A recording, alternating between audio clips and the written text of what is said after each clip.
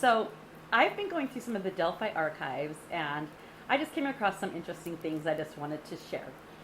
One of them would be the reason they did the search on Bicycle Bridge Road, which is kind of weird because it's a weird reason to totally invade somebody's privacy.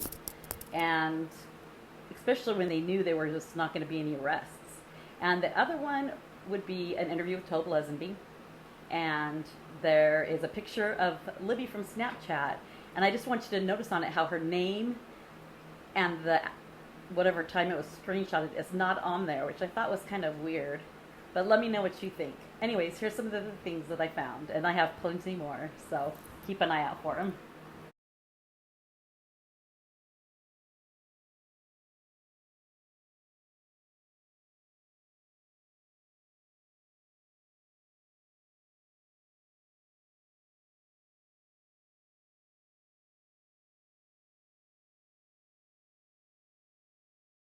There is a manhunt for the killer of two Indiana teens, and now police say tips are turning into big leads as they serve a search warrant at a home in Delphi.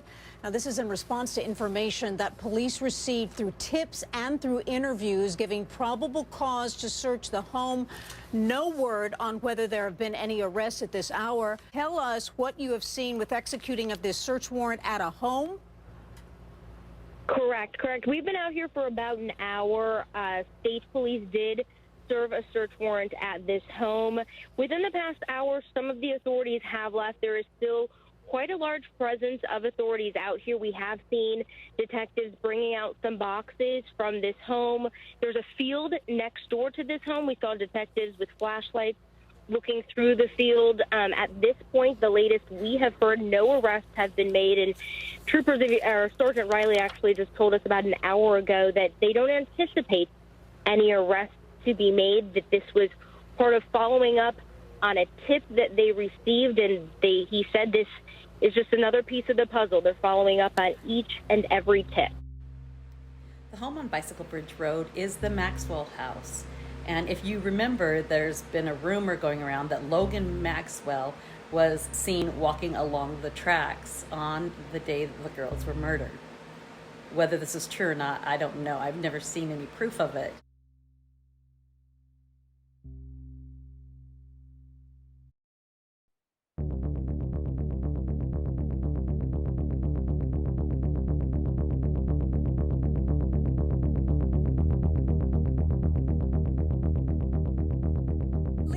I want some more detail here. How many boxes have you seen authorities take out tonight? Have they taken anything other than boxes? Any carpeting, any mattresses, anything? We have not. We saw maybe just a couple. Like I said, we got here around 7 o'clock. We saw maybe a couple boxes taken from the home.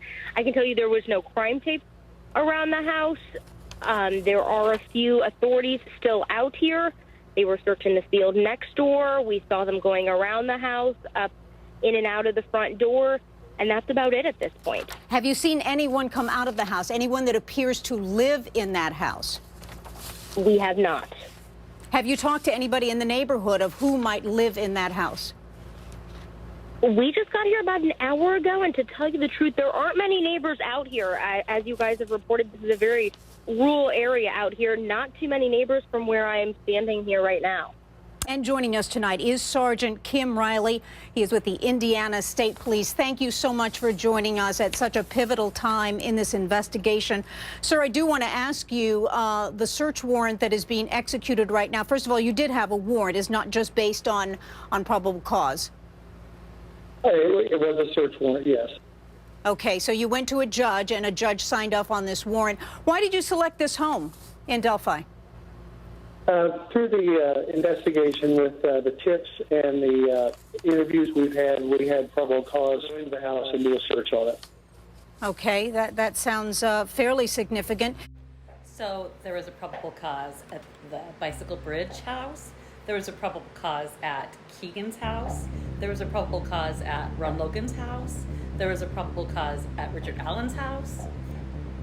So why? What's all the probable causes that they got judges to sign off on? County Sheriff Tobe Lesenby, thank you so much for joining us. And I know that you are in the midst of this criminal investigation, but I want everybody to look at this picture of who you are now saying is the main suspect. That's the word we're getting. This person right here, that you want anybody who knows who this is, has seen this person, to come forward to your office. And I really want to look at the pictures carefully. What identifying features can you tell our audience that you see on this man that can help alert someone that they're seeing him as they go about their daily life? I think, Gene, the main thing is the clothing. If they recognize the clothing of this individual, particularly those possibly connected with this individual, if they recognize it, just anything outward appearance-wise that may give someone an idea as to who it is, and maybe it possibly being a relative. Do you see something on the right hand, his right-hand side, where his hand is? Is that his shirt coming down under the jacket, or is that something like a fanny pack right there? That is something that's still being evaluated in the investigation, Gene. Okay, one other question, because I've really been looking at these photos. The photo where his left leg is out, see that? Do you see something that looks flat on his upper front thigh? Not that photo, the other photo, but it looks like a board or something inside. Can you discern anything at all? Right there. It just looks very strange. His left leg on the left-hand side of your screen right there. Chief? Sheriff? Yeah, again, that's again still being evaluated and being looked thoroughly, and is still part of the investigation. So, Sheriff, do you know anything about him at all? Anything? Do you know his name? I cannot comment on that because of the ongoing investigation. Do you believe he's still around town? Do you believe he's in Delphi? Do you believe he's far away from Delphi at this point? Based on the tips and leads that we're following into, I really can't comment either way. We're following up on multiple leads. Yes, it is possible this individual may still be in our area. But again, we're still checking. Do you have any identification of a vehicle at all that you think he was driving that people should be alerted on? We are looking into various, again, tips and leads and reports of vehicles that may have been there. In fact, we're still inviting anyone to come forward that may have seen any vehicles in that area during that time period to share that with us and contact our hotline. Now, this photo right here, this is the bridge, right? Am I correct? This is the Monon High Bridge? Okay, the photograph of the man who is the main suspect now. He's walking on what is the bridge? Correct. They had been obviously on that bridge, so that would be the area, yes. What time do you think that picture was taken of him? Honestly, don't know at this stage. Then how do you know that he was there around the time that they were there? Again, based on information as part of the ongoing investigation at this stage. Now, a relative dropped them off, these two young girls, for a couple of hours to just walk on the trail. Have you spoken to that relative? Yes. So I would think that would be a pivotal witness right there as far as cars in the area, seeing anyone. Did anybody else see this person on that bridge, or is it just that photograph? Again, we're following into the many leads that we have, and without going into kind of great detail, that's something we're looking into. Tonight is from the Indiana State Police. The Public Information Officer, Sergeant Tony Slocum, is joining us. Sergeant, are you going to participate in the press conference tomorrow? I will be participating in the press conference tomorrow. All right. You know, we have covered this story from the beginning. We want to do our part as journalists to help solve this brutal double murder. Is the information that you're going to release, why are you having the press conference? We're having it at a local church just outside of town of Delphi.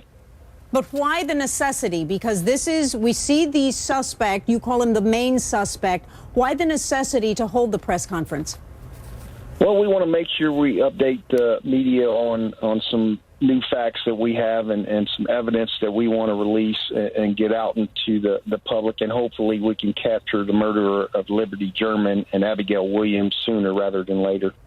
You know, we've been looking at this photograph. We put it on the air every single night across the country. If anyone has seen this person, do you have a height? Do you have a weight? Do you have hair color at all? Any other descriptions about this man that can be disseminated to try to find him? Well, unfortunately, at this time, we do not have that information, and that's why we are asking for the public's help. We have set up a tip line specifically for this case at 844-459-5786, and maybe information from the public can be the missing puzzle the missing piece to the puzzle we're trying to solve. Now, I know you have expanded the search to outside of the state. How are you doing that? Are you posting this photograph at truck stops or areas along the interstate? Well, the media has been great about putting the photo out in distribution. We've also been using social media sites, whether that's Facebook or Twitter. But again, we're asking for information to be sent to that tip line, to call that tip line, regardless how minute information might be. Again, it might be that missing piece. But again, we're not asking for people just to focus on the Carroll County, Delphi area. Maybe it's someone you kind of recognize from work that maybe called in sick that day, or maybe even a family member who doesn't have an alibi for that time period, but looks like the man in that picture, who we believe is a male white, wearing blue jeans and wearing a blue-colored coat and or jacket. How important is social media to your investigation? Because we do know that there was a picture, the last picture we believe that was ever taken of Liberty and then also her girlfriend Abigail.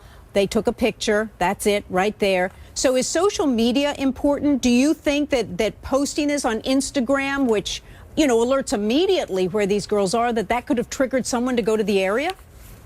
Well, I don't know, but it is a double-edged sword dealing with the social media sites. One, it does provide us a greater reach in putting out information to the public, but it also creates some false information.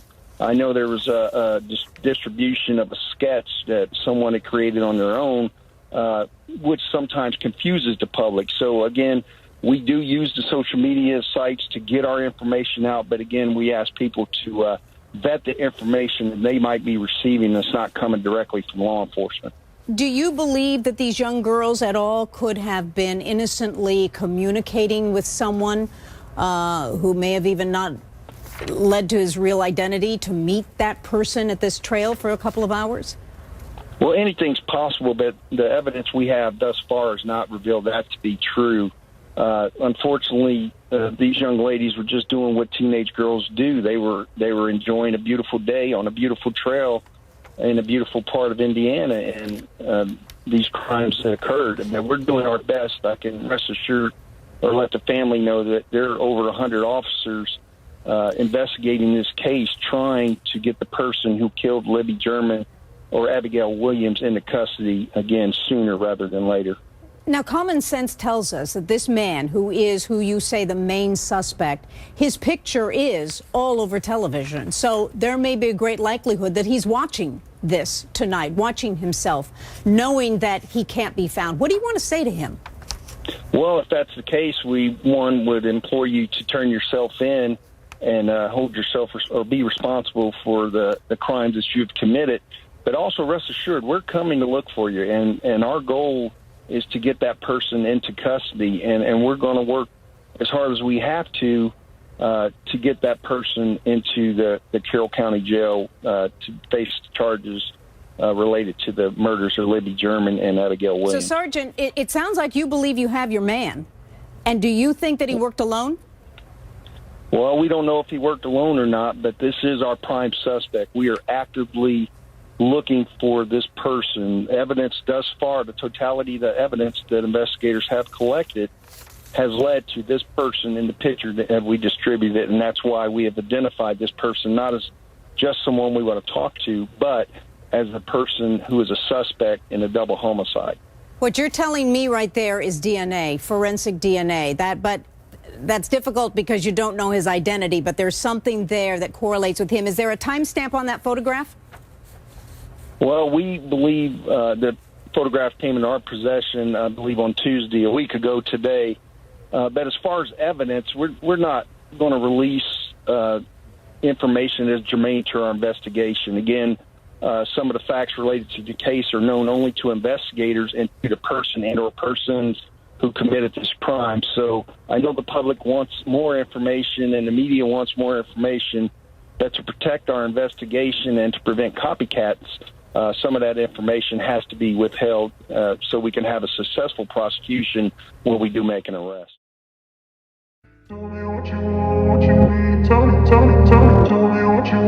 Bodies of these two young girls were not found actually on the trail. They were found off the trail, actually on private property, but close to a shoreline